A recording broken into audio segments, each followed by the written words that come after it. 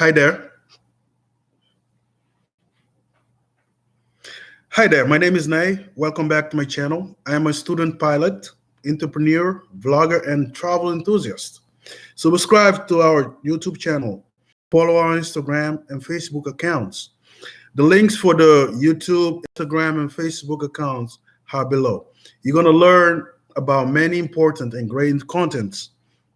You're going to get valuable videos that will help you in daily life.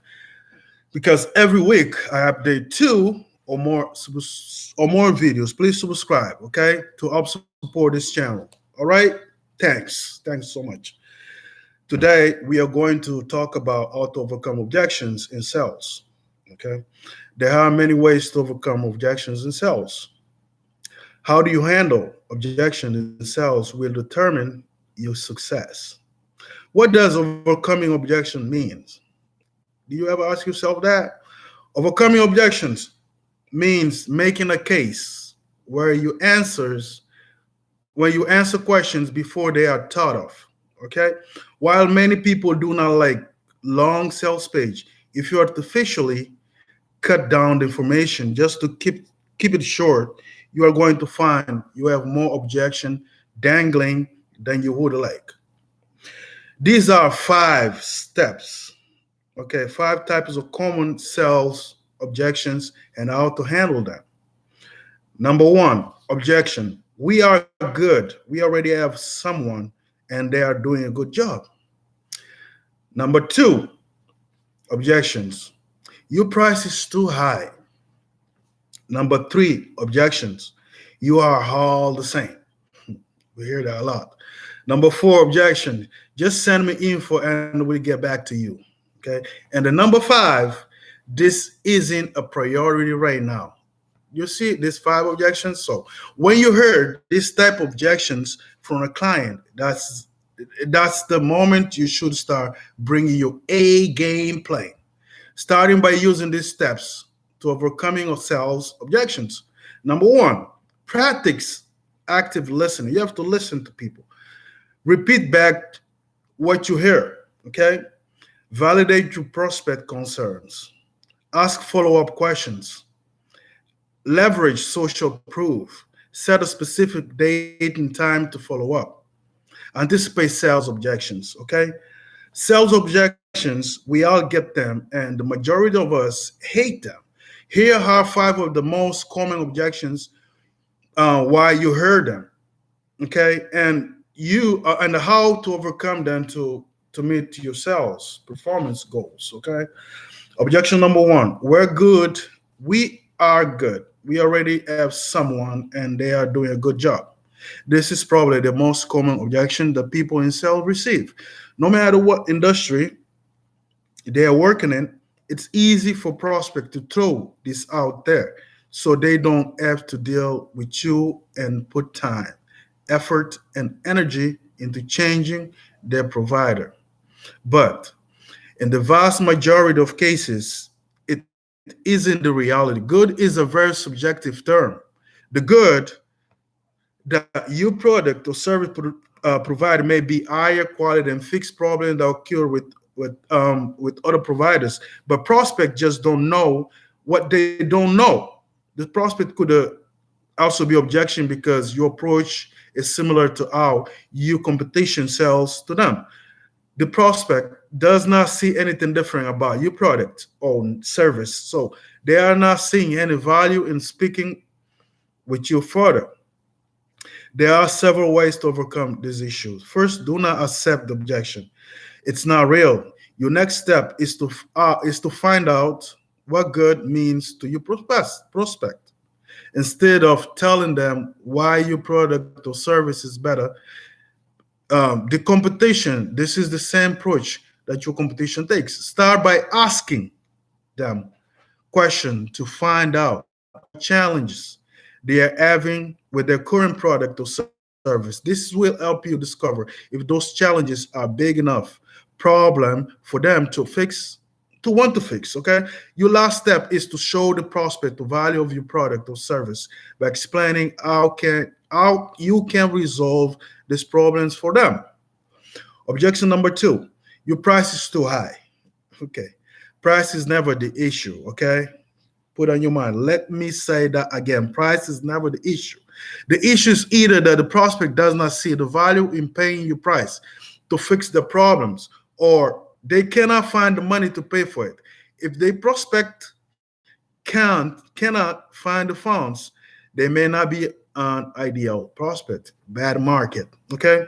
Your goal in this situation is to find out which scenario you are facing when they tell you your price is too high.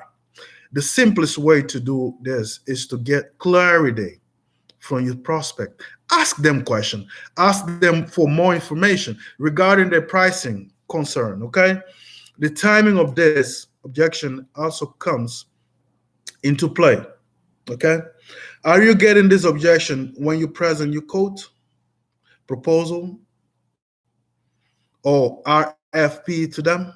If so, that means that you did not review potential pricing and fees with them before you provide an offer. Begin having that conversation earlier in your sales process so you can deal with any price objections up front before you spend time, effort, and money or generating a proposal that will go nowhere. Objection number three: you are all the same. What makes you different? That's what prospect ask most of us. This goes back to the first objection. They see you, the incumbent, and all of your competitors as the same in terms of approach, service, and results. The key here is to differentiate your approach and interrupt the prospect, usually buying patterns and objection as soon as you begin interacting with them. But let's say that you didn't differentiate your approach from the start and they threw this objection at you. What do you know? When they say you are the same, ask them what they mean by this. Okay.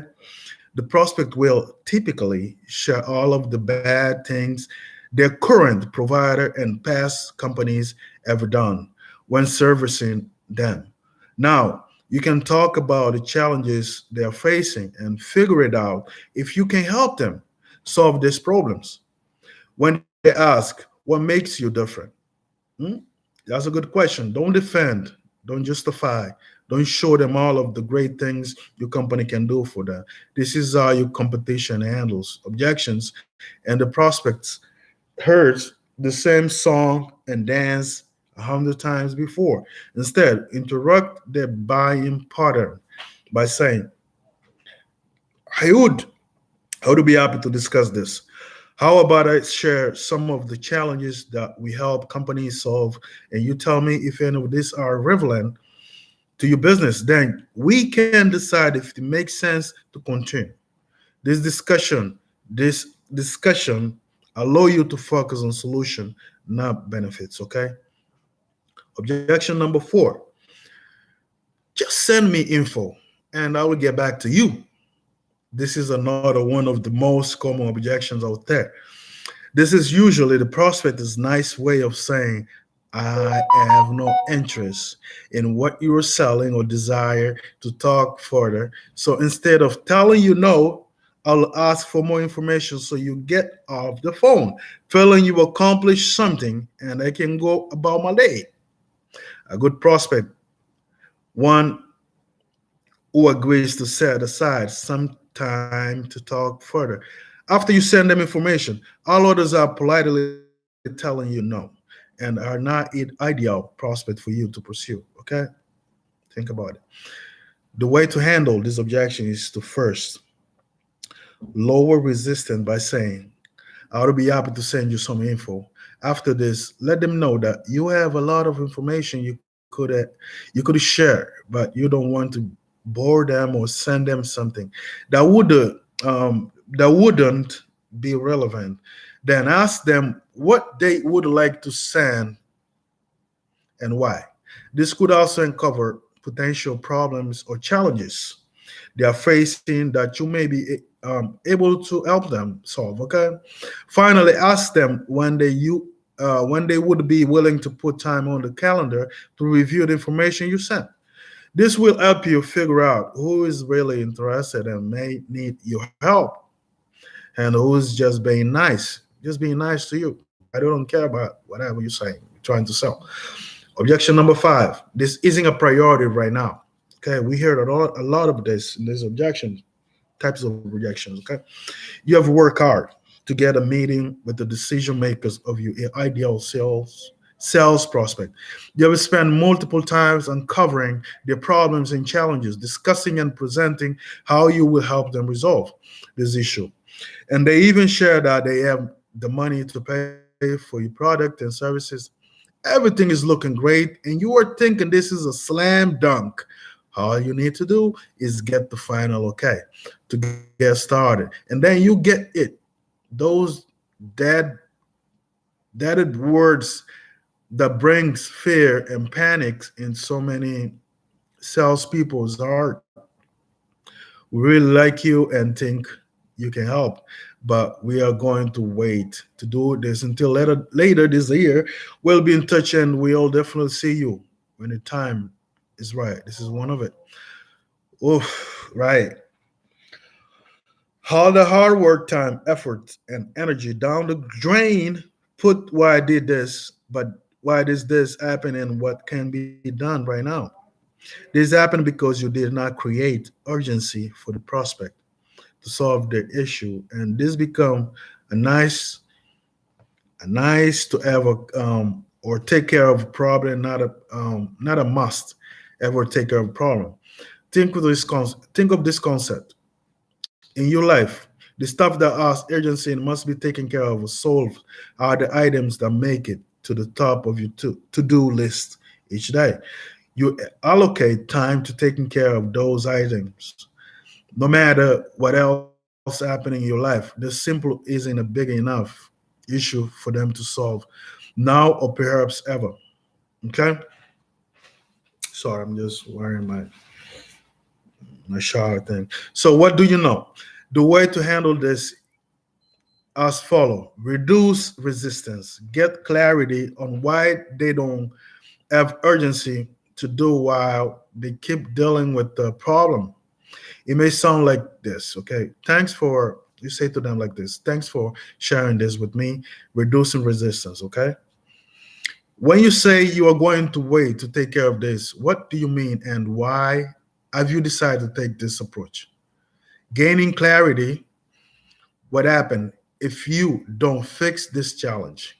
Are you okay with this? What they are going to do if the problem persists? Hmm? Think about it. The key to overcoming objection cells is understanding that the objection the prospect is bringing to you is never the real problem.